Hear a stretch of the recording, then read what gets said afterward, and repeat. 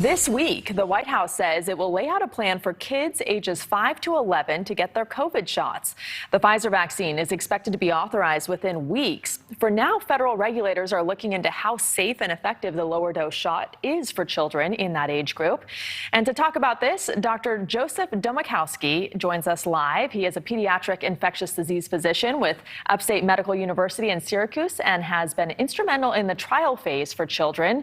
Doctor, welcome to Prime. Thanks very much. So younger kids ages 5 to 11, will this make a big dent in the pandemic?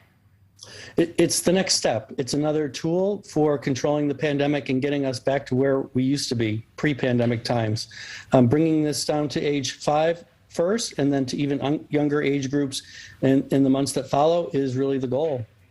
We've seen how politicized and divisive COVID vaccines have been for adults. And now for children, obviously, there's a huge looming battle over mandates and what's to come, whether parents want to get their kids vaccinated. How do you convince parents that there won't be adverse long-term effects of the vaccine itself and that the benefit outweighs the risk?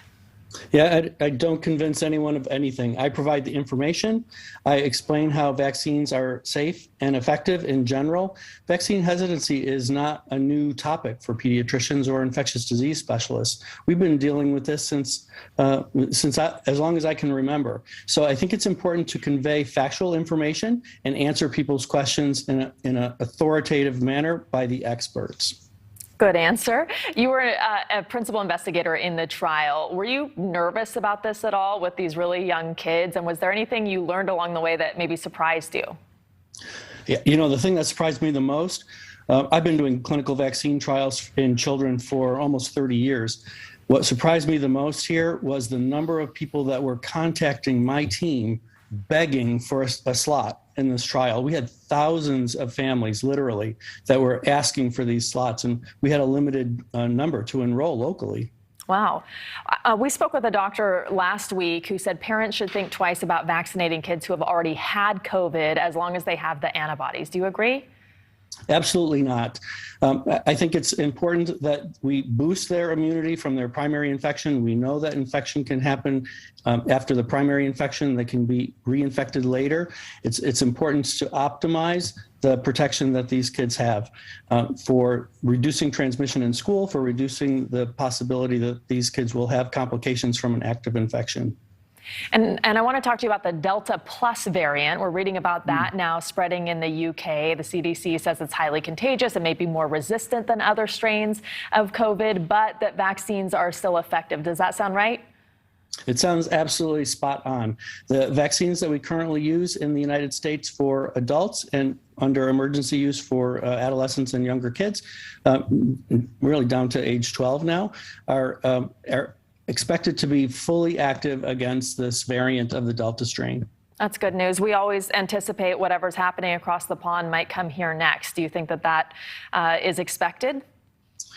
I have stopped predicting what this virus is going to do. It has the potential to mutate and evolve, and we have to evolve in sequence with it. We have to try to keep up with it so that if we need to modify the composition of our vaccines, we do so in real time.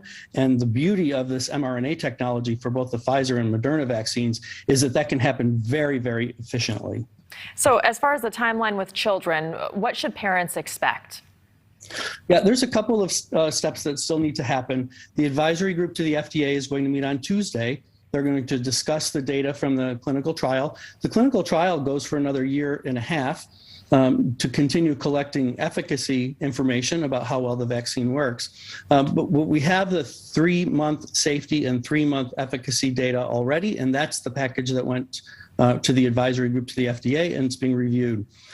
Once the advisory group makes their recommendation to the FDA will make their decision. And then the advisory committee on immunization practices, working with the Centers for Disease Control, will explain to us how we should best implement those recommendations.